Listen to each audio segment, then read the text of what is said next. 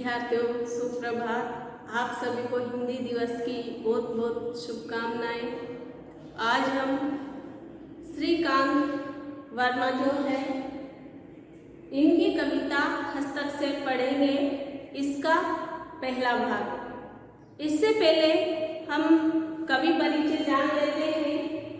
कवि श्रीकांत वर्मा, इनका जन्म सन 1931 में हुआ और बिलासपुर मध्य प्रदेश में हुआ था।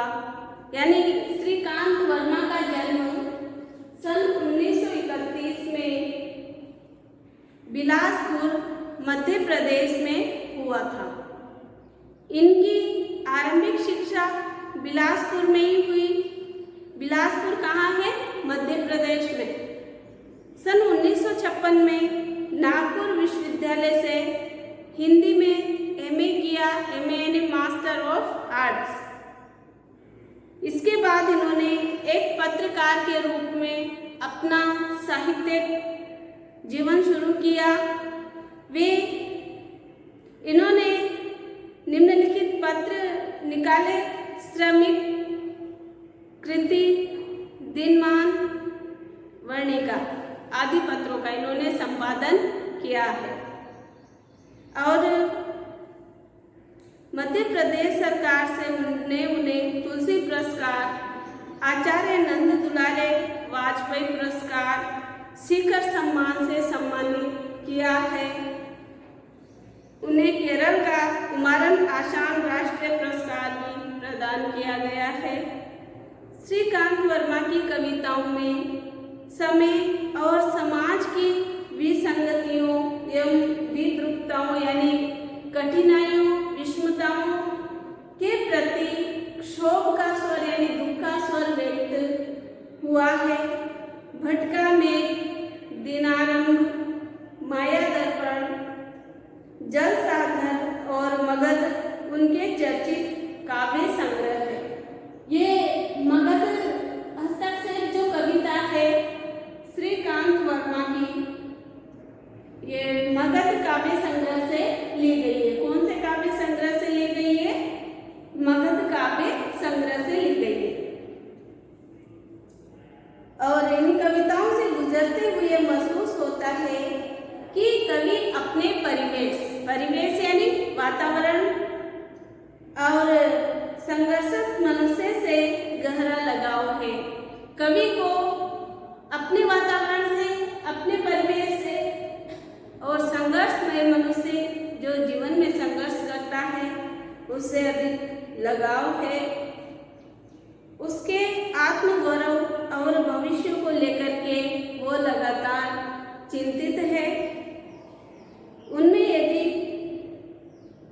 परंपरा का स्वीकार है तो उसे तोड़ने और बदलने की बेचैनी भी। प्रारंभ में उनकी कविताएं अपने जमीन और ग्रामीण जीवन की गंध को अभिव्यक्त करती हैं। इनकी और कविताएं हैं अपनी जमीन और ग्रामीण यानी ग्रामीण जीवन। प्रारंभ में उनकी कविताएं अपनी जमीन और ग्रामीण जीवन में अभिव्यक्त हुई है, किंतु जलसागर तक आते आते जलसागर जो काव्य संग्रह लिखा है इन्होंने, इसमें महानगरीय बोध का प्रक्षेपण करने लगती है। यानी इसमें महानगरों का वर्णन देखने को मिलता है।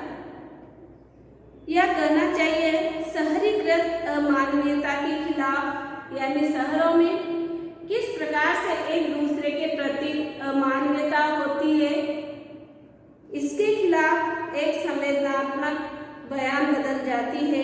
इतना ही नहीं, इनके दायरे में शोषित, पीड़ित और बर्बरता के आतंक में जीती पूरी की पूरी दुनिया सिमट जाती है। कवि श्रीकांत वर्मा ने शोषित, पीड़ित, जिनका शोषण हुआ है, ऐसा निम्न वर्ग, ऐसा वर्ग और उत्पीड़न हुआ है जिसको अनेक कष्ट मिले हैं, ऐसी भयानकता के आतंक को इन्होंने अभिव्यक्ति दी है। उनकी कविताओं में अभिव्यक्त यथार्थ हमें अनेक स्तरों पर प्रभावित करता है। जो यथार्थ है, वास्तविक है, उसी को इन्होंने अभिव्यक्ति दी है, यानी उसी पर काव्य लेखन किया है। उनका अंतिम कविता संग्रह है मगध। तत्कालीन यानी उस समय के, जब मगध राज्य था भारत का, उस समय के शासक वर्ग के त्रास यानी भय और उसके अंधकारमय भविष्य को बहुत प्रभावी ढंग से रेखांकित किया है। ये जो कविता है, श्रीकांत वर्मा ने जो कविता लिखी है हस्तक्षेप, ये मगध काव्य संग्रह से ली गई है। उनकी प्रकाशित अन्य महत्वपूर्ण रचनाएं हैं झाड़ी संवाद, ये इनका कहानी संग्रह है। दूसरी बार इनका उपन्यास है जिरह आलोचना है। अपोलो का रथ इनका यात्रा वृत्तांत है। फैसले का दिन अनुवाद किया है इसका इन्होंने। 20वीं शताब्दी के अंधेरे में ये इनका साक्षात्कार और वार्तालाप नाम से इन्होंने लिखा है। पाठ्य पुस्तक में जो संकलित कविता है हस्तक्षेप, ये किससे ली गई है? ये मगध से ली गई है। मगध का साम्राज्य कैसा था? भारत का ही एक राज्य था उस समय। और जब कवि ने यहाँ पर जिस समय कविता लिखी उस समय की बात की जा रही है।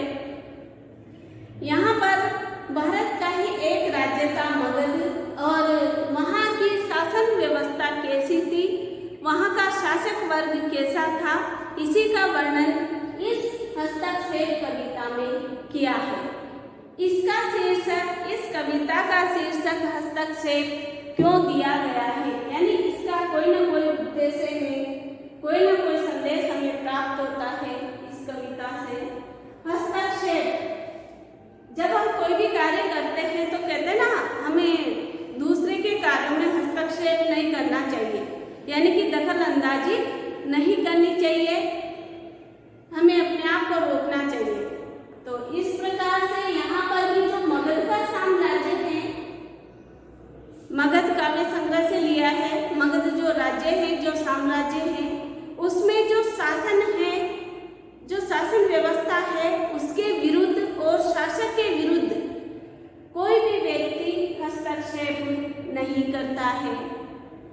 निरंकुश शासन तंत्र जो है मगध का, उसके प्रति कोई भी व्यक्ति हस्तक्षेप नहीं करता है कि शासन व्यवस्था किस प्रकार से चल रही है। शासक तानाशाह बनता जा रहा है, मनमानी करता जा रहा है, और जो प्रशासनिक व्यवस्था है वो भी सही नहीं है। फिर भी कोई भी व्यक्ति की मगध में अशांति न हो जाए, कोई भी हस्तक्षेप या दखल अंदाजी नहीं करता है। किसके विरोध में? मगध साम्राज्य के विरोध में, मगध के शासक के विरोध में। मगध का शासक तानाशाह होता जा रहा है और निरंकुश उसका शासन तंत्र बनता जा रहा है, उस पर किसी का दबाव नहीं है, इसीलिए वो मनमानी कर रहा है, तानाशाह बनता जा रहा है।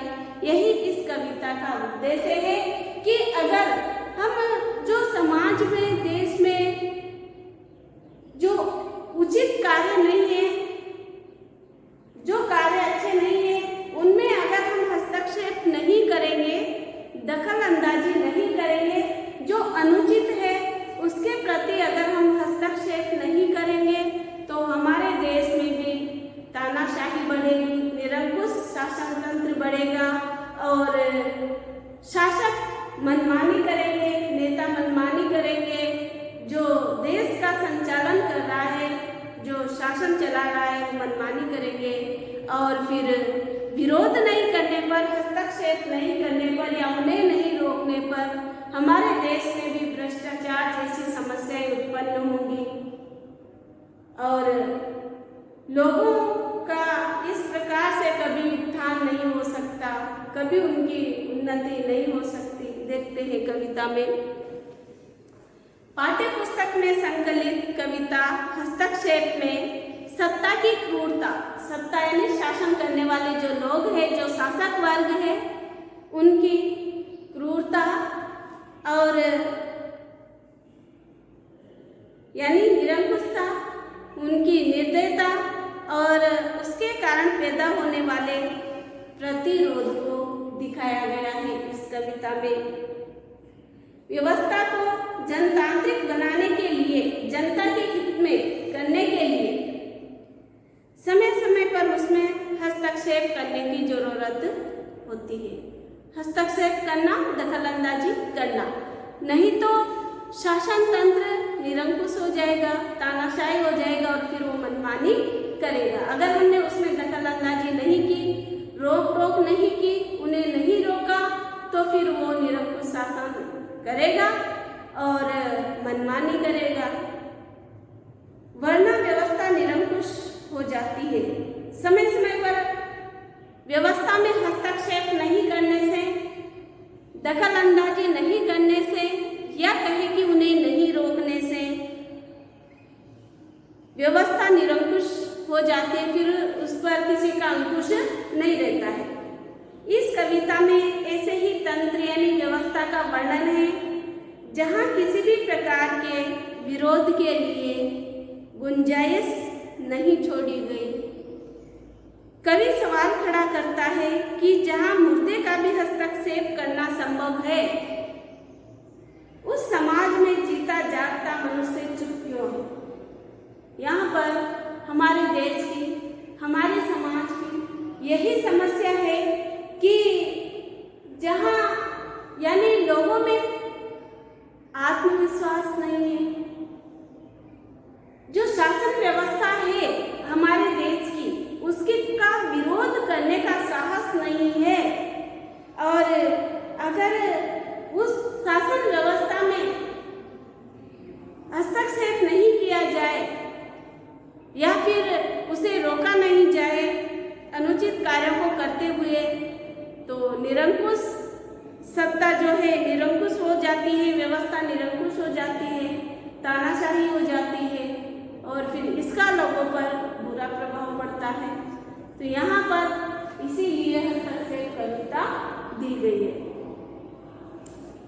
आपने भी देखा होगा कि जैसे जो हमारा शासन तंत्र है, शासन व्यवस्था है, उसमें एक पक्ष और एक विपक्ष, दो दल होते हैं ना, पक्ष विपक्ष। तो आप न्यूज़ देखते होंगे तो उसमें जरूर देखते होंगे पक्ष विपक्ष। जैसे भारतीय जनता पार्टी की सरकार है तो विपक्ष में कांग्रेस बैठती है, वो जो कार्य सरकार कर रही है उनमें हस्तक्षेप करती है कि इसने ऐसा किया, इसमें ऐसा नहीं होना चाहिए, ऐसा होना चाहिए। तो यहाँ पर अगर विपक्षी नहीं हो, उसमें हस्तक्षेप नहीं किया जाए, तो शासन व्यवस्था का विरोध नहीं किया जाए, तो क्या होगा? फिर वो मनमानी करने लगेंगे और अपने अनुसार ही शासन व्यवस्था बनाए रखेंगे। तो यह हमें शासन व्यवस्था को सुचारू रूप से चलाने के लिए और जनतांत्रिक व्यवस्था को लागू करने के लिए शासन व्यवस्था में हस्तक्षेप करना जरूरी है। समझ में आ गया? ठीक है, अब हम कविता पढ़ते हैं। कोई चीखता तक नहीं इस डर से कि मगध की शांति भंग न हो जाए। मगध को बनाए रखना है तो मगध में शांति रहनी ही चाहिए। मगध है तो शांति है। कोई चीखता तक नहीं इस डर से कि मगध की व्यवस्था में दखल न पड़ जाए। मगध में व्यवस्था रहनी ही चाहिए। ये जो कविता है हस्तक्षेप कवि श्रीकांत वर्मा की, ये मगध काव्य संग्रह से ली गई है। और मगध जब ये कविता लिखी गई उस समय हमारे भारत का ही एक राज्य था, उसी का वर्णन किया है कि वहाँ की शासन व्यवस्था कैसे थी।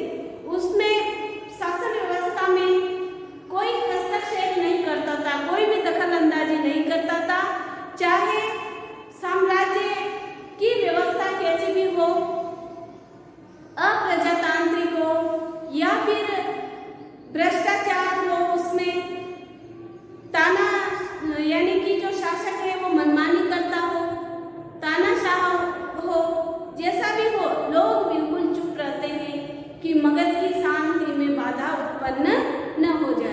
लेकिन हस्तक्षेप करना जरूरी है। कोई चीखता तक नहीं इस डर से कि मगध की शांति भंग न हो जाए। मगध की शासन व्यवस्था के विरोध में कोई भी आवाज तक नहीं उठाता है। यहाँ पर कोई चीखता नहीं, सामान्य सी बात है कि अगर कोई शुभ कार्य हो रहा हो, हम कहीं जा रहे हो, कोई चीख गए तो क्या माना जाता है? अशुभ माना जाता है।